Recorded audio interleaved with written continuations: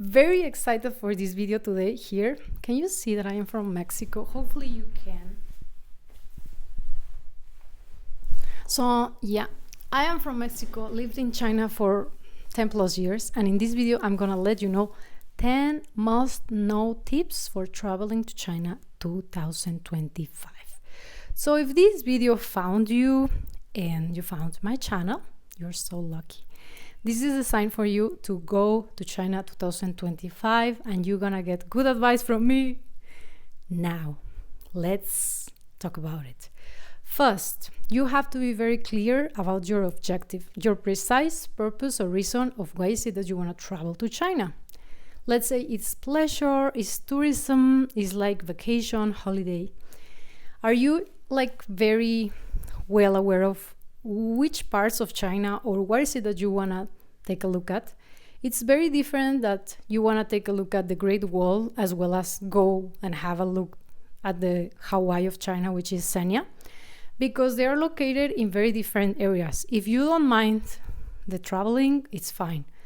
But yeah, so many people kind of confuse or get to understand or don't get to understand the dimension that China is. China is a very huge a country, so Beijing is very far away from Shenzhen. If you want to pay a visit to Shenzhen, you want to take a look around electronic markets, my favorite city in the whole world where I was living and studying my uni for over 10 years, then it's gonna be not very near by the Great Wall, so you will have to take a plane and go there.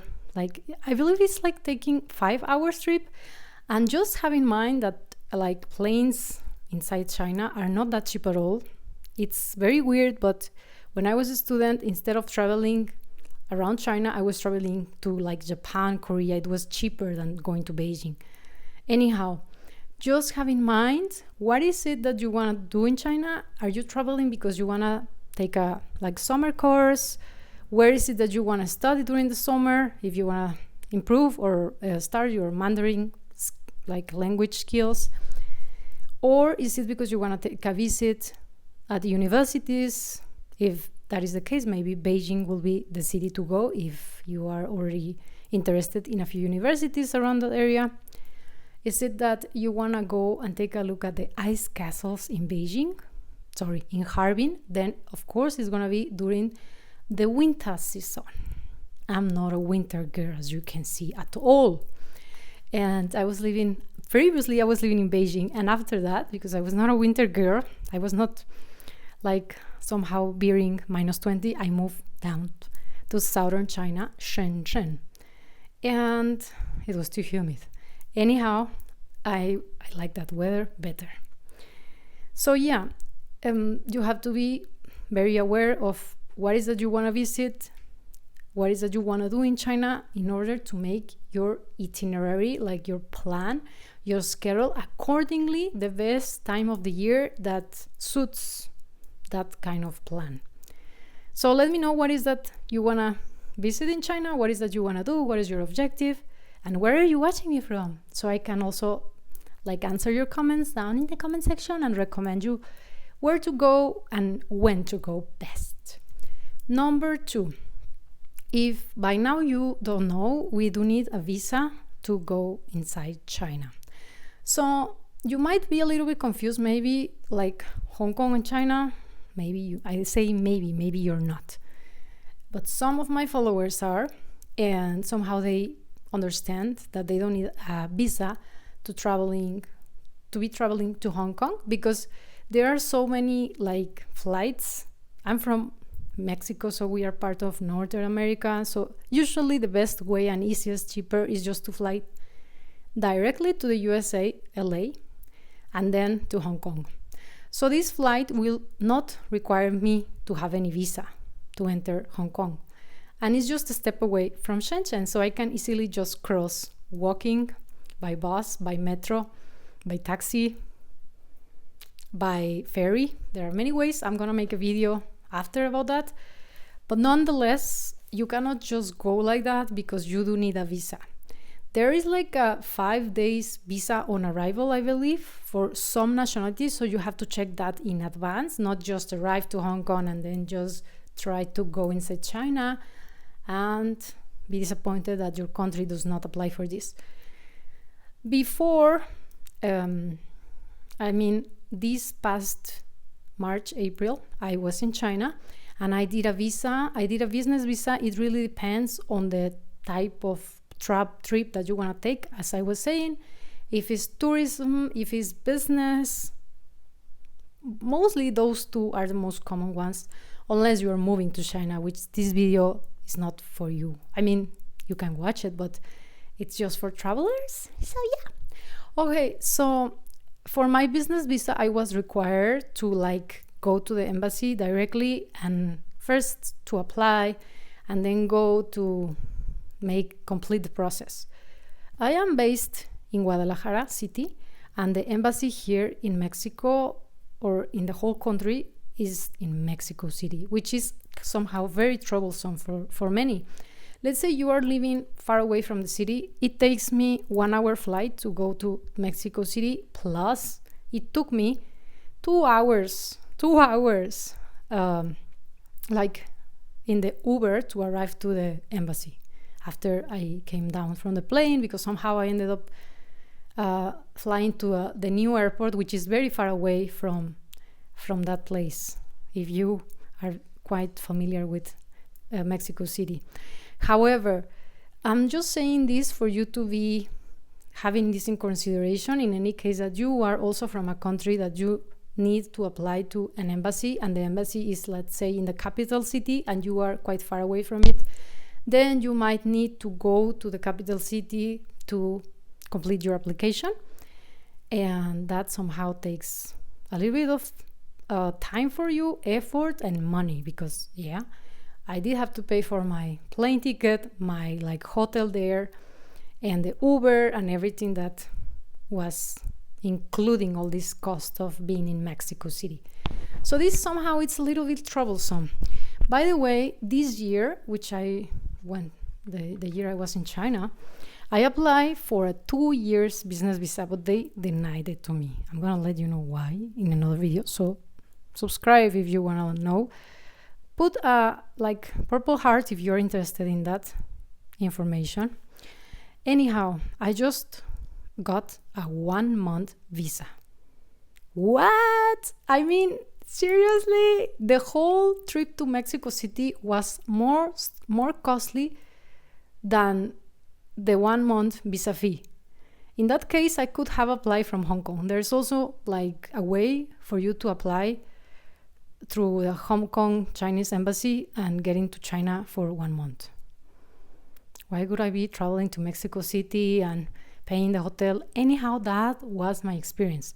So just have in mind that you have to take a visa, either if you are a tourist or you are going there for business. They have different times or periods of visa, you can take it for 1 month, 6 months, 1 year long. You have to check that out in your embassy website. So yeah, that is the hardest part for me. That was the hardest part. Number 3. Okay, after we got the visa thing, everything now is a little bit smoother. So breathe and let's go to the next one, which is VPN. You have to be prepared for that. China internet works a little bit different, and somehow there's not the normal internet or the TikTok and YouTube, Facebook that we get to see on an everyday basis outside of China, if you are in a country that we have kind of American internet. So just be aware of that and have a plan, get a software that is called a VPN. Which one should I be recommending? When I was living in China, I did just use Astriel. So that is up to you. If you are watching this video and you are based in China or you traveled to China previously and you know about a VPN that you can suggest or recommend, let us know in the comment section. Why is it so? So just download the VPN in advance in order for you not to be there and not being able to download it, and install everything. And once you are there, you can just put connect and you can go online. Of course, usually you have to pay for a service in order to be smooth. There are some free ones, but I will not recommend those ones. Number 4, I will strongly recommend you to be taking your best, most comfortable footwear, sneakers, tennis shoes, this kind of like footwear. No matter you go for like traveling, leisure, no matter you go for business to the Canton Fair, no matter you go for an exposition somewhere around the city, no matter you go to check out the Great Wall or the Tiananmen Square or all these jazz that Beijing especially takes like big walks because it's huge. You do need to have comfortable footwear in order to not be like somehow uncomfortable from all that walk that is required to do in China, that we are required to do in China. So do take that in consideration, because I could also say like, no, don't worry, you can just buy some tennis shoes there. Yes, you can do so, but let's say you are a special someone that somehow doesn't get to fit shoes very fast, and you get to buy a pair of ones and they're not comfortable, and you have to bear with that uncomfort the whole trip. So just prepare one. I will take 2 pairs of comfortable tennis shoes, sneakers, and of course you can purchase some there, a pair or 2. There are so many options of like shopping, and I'm not talking about like fake ones, like real ones. So yeah, you will have the chance to go into shopping malls and purchase either Chinese or American brands, foreign brands, upon your like taste. So do take at least 2 pair of shoes, so you can like, you know, wear one today, wear one another tomorrow, or let's say one just somehow gets broken or doesn't work anymore, you have that one other left, and you can always purchase some more there. Number 5, it's a very important one, so just be aware of money issues there. In China, it's not very easy till this day, till 2024 or even in 2025, to just be traveling like you travel elsewhere. Previous to my trip in China this year, April, May, I traveled to Australia first. Yeah, are you watching from Australia? Where are you watching from? I did go to Brisbane and Gold Coast.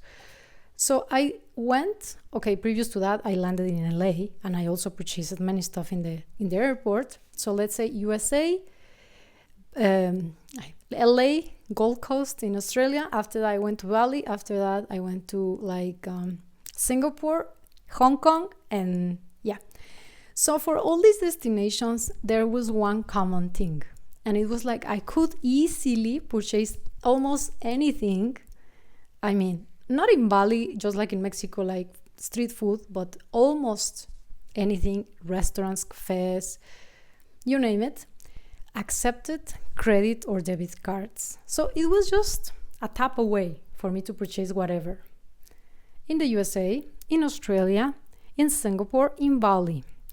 Not in China. That is not the case in China, and this was somehow very, although I was living in China before, somehow I got used to the credit card way of paying and just the easiness of it. No, China doesn't allow that many credit cards like everywhere. So just you have to take, I will recommend you to take some cash with you. Of course, like let's say you have USD, you can do exchange there, you can have renminbi. I will strongly recommend you to also download Alipay and link your credit card or debit card in order for you to pay with the QR code there in China. And if you can also download the WeChat Pay, but I'm not sure whether you can or not, because I believe for the WeChat wallet, we do need to link like a phone number. So I will get to that soon. Anyhow, these are the 2 most common methods of paying there: WeChat wallet and Alipay. Otherwise, you can always take cash. And of course, if you're a tourist, I believe in most of the venues, cash will be accepted. Nonetheless, when I was in Shenzhen this time, cash was rarely accepted anywhere. Even the taxi drivers were very hesitant on accepting me cash because they didn't have exchange, so it was quite troublesome. They'll be like, okay, I can accept it, but I don't have like change to give you, so how can we do? So yeah, just have in mind that your credit card might not work as the best payment method once you are in China. And there's another thing, if you take a debit card, yes, there are ATMs almost everywhere. There are banks almost around every corner where you can withdraw like renminbis, the China currency there. So that is okay to somehow have cash in hand, but it's not okay if people are not accepting you cash. However, you must take cash with you, not go there cashless. And also download the Alipay, link your credit card, try to download the WeChat and link the WeChat wallet, and somehow also try to use it. Okay, that is a very important one because somehow I was having problems this time I was there because they didn't accept me cash in Shenzhen. Next one, number 6. Get yourself a card or a transportation card for you to travel in the metro or in the bus if you get to understand how bus works. But the metro is very important, the subway. Why is it that you want to travel in the metro and not the taxi if you're a foreigner and you don't understand anything? The metro is quite convenient. There are English instructions everywhere, English signs, and there's like the English map. It's very fast, it's very clean, it's very easy, it's convenient, and it's safe overall. Why am I like emphasizing this? Because if you were to come to my country, then I might not advise you to use the public transportation. I will maybe prefer you to use like private Uber drive. But in China, it's safe, it's clean, it's fast, it's convenient, and it's just easy because it's in English. So yeah, maybe it might be a little bit even easier than using like taxis because taxi drivers usually, most of them do not speak English. So in that case, if you go to the metro, there is like helpers there, like young people helping you if you have any issue, and the metro is usually translatable to English as well as like every stop, and it's just very fast. I'm not saying you have to be traveling in the metro the whole time, but let's say there is like traffic jams in the case of big cities like Shenzhen, Beijing, then it's very convenient. And also it's very cheap, you know, compared to like taxis. If you want to save and get to understand the metro system, it's a great way to explore the city too. I mean, I will prefer to go above the ground, so I will like personally prefer to go in a taxi in order to see the scenery and everything, but sometimes it's just nice to go in a fast way, cheap way. So the metro is a great option for you to like take in any case that you wanna arrive faster than just a taxi. And the problem with the taxis is like they sometimes understand that you are a foreigner and they just wanna scam you, cheat you, they want to overcharge you. This happens to a lot of my clients and a lot of people online. They somehow understand you are so clueless about China prices, and they'll be like 200 and it's just 50 renminbi. Although they have like the meter already, like in order to be like charging just accordingly, but nonetheless, you know, so the metro, you don't have any kind of issue with scams or with overcharging. It's just what it is. It's usually so cheap and so convenient. So yeah, unless it's the peak hour, then there will be a lot of people. Let me know what are your opinions regarding traveling in the subway or metro in like China. Or also let me know if it's safe to take public transportation in your country. I myself wouldn't be so keen to taking public transportations here in Mexico, especially being a woman. So yeah. Anyways, number 7. Research about appropriate clothes to take on your trip, because this is super important. Of course, if you're going during the winter, summer, spring season, it's just very different. The weather in China, and not just the 4 seasons, every like different cities around China have very different weather temperatures. So if you're going to south of China, you will need just a pair of shorts and a shirt, and that's it. You will not need a jacket and such and such. But if you're going down to Harbin, then you might end up taking like ski clothes and all that stuff. Also, if you get to go to the southern part of China during the winter, it's quite cold. Sorry, the northern part of China. I was in, what is it called? Dalian, the city of nearby Beijing, or nearby, just around that area. And it was that time during the Chinese New Year of 2000 and I believe it was 2009. Minus 25 degrees. I didn't have appropriate clothes to wear. And of course, we can just go into a shop and purchase the clothes, but you have to be well prepared in any case that you don't find any clothes. Let's say they don't have your size, or you don't end up liking them, or somehow shops were closed. That was during the Chinese New Year, and most of the shops were closed. So of course, I am thinking and considering you're not going to travel to China during the Chinese New Year, because it's not like a foreign holiday. It's their holiday, and there's not much to do there. Anyhow, I'm just telling you, like, somehow I suffer that winter. It was like the coldest temperature I had experienced in my life, minus 25, walking the streets of Dalian with like whatever clothes I had. So do make a research whether it's going to be raining, and if it's going to be snowing, it's going to be very hot, etc., etc. Next one, get yourself a translation pen. Nowadays, I discovered when I was in Shenzhen that they have these translation pens, which are super comfortable. Like, you can just set your language and, of course, their language. And anytime that you want to interact with locals or have questions, if you get to be around like expos, or you get lost in the city, or you just want to explore without the need of a translator by your side the whole time, then you can have this device, and you can directly talk to them in their language, and they will directly talk to you in your language. It's super, super convenient. If you guys know what I'm talking about, great. If not, let me see if I can find a video and I will pin it down below, or you do that for me, please.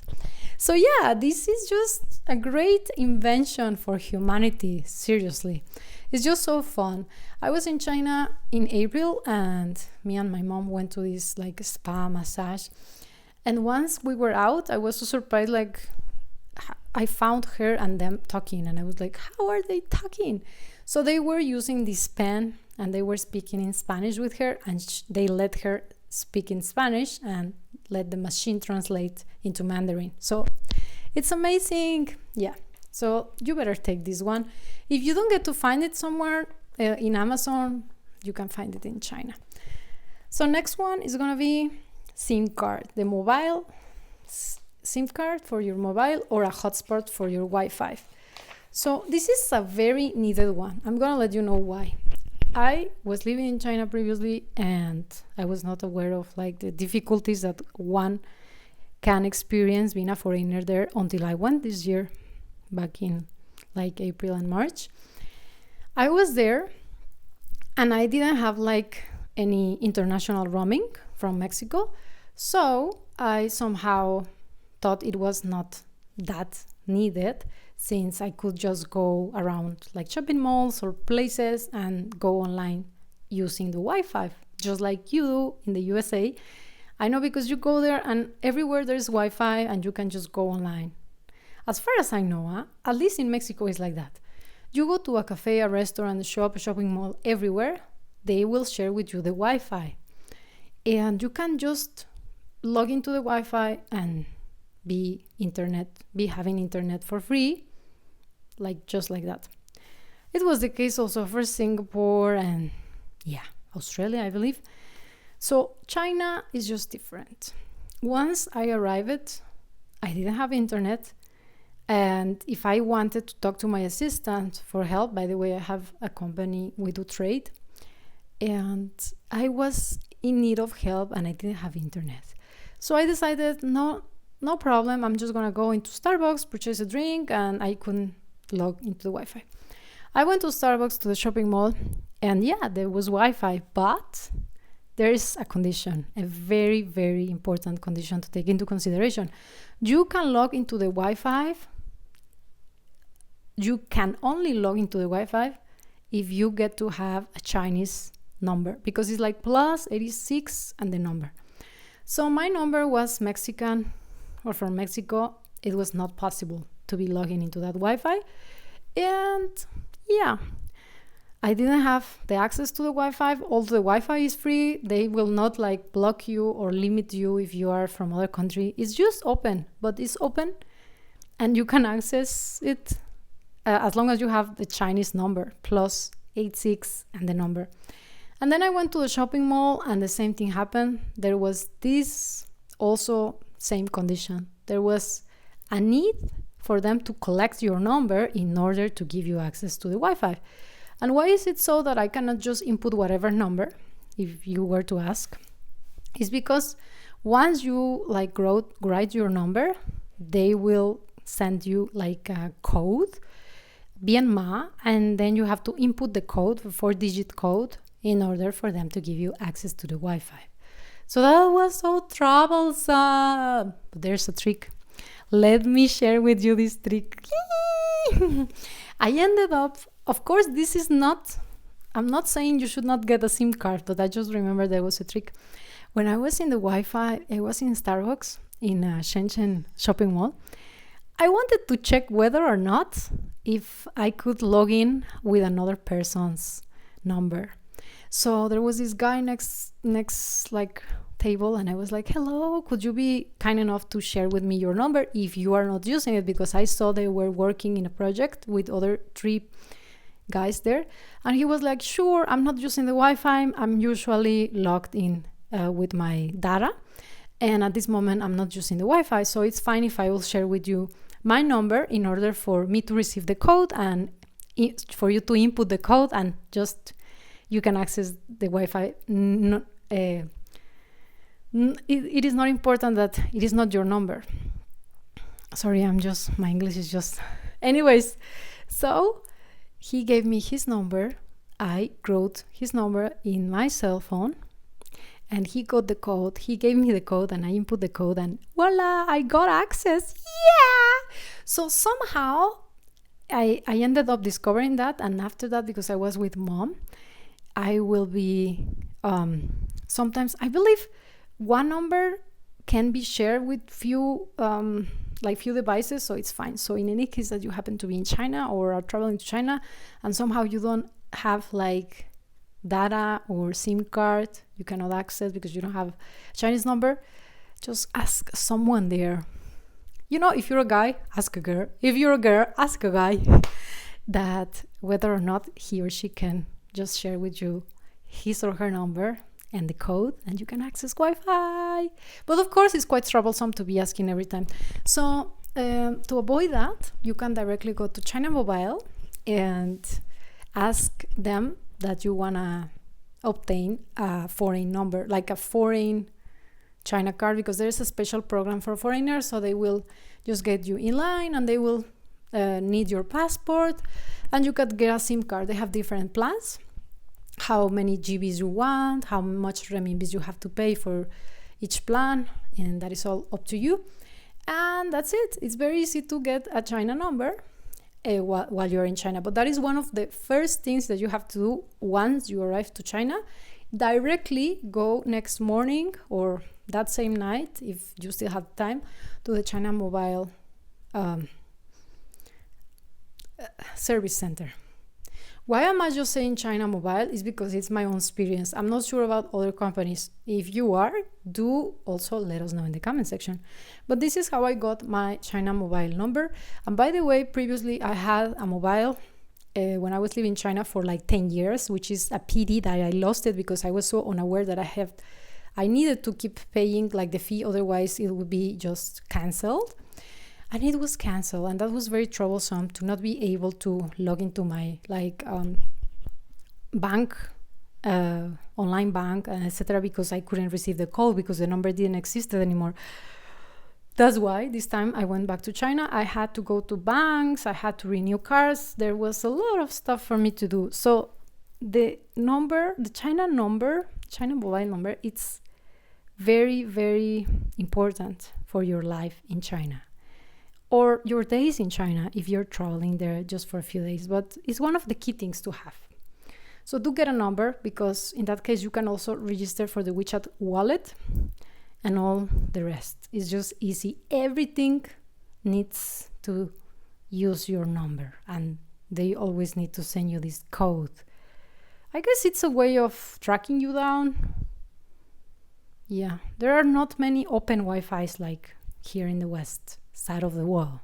Hopefully you've enjoyed this one. If you did so, give this video a thumbs up. Be welcome to contact me if you need any help or special like one-on-one coaching. I have a trading business. We send and ship worldwide. Check out that down in the links down below, as well as be welcome to support me. Kisses to you all. Until the next time. Bye-bye. Happy travels to you all.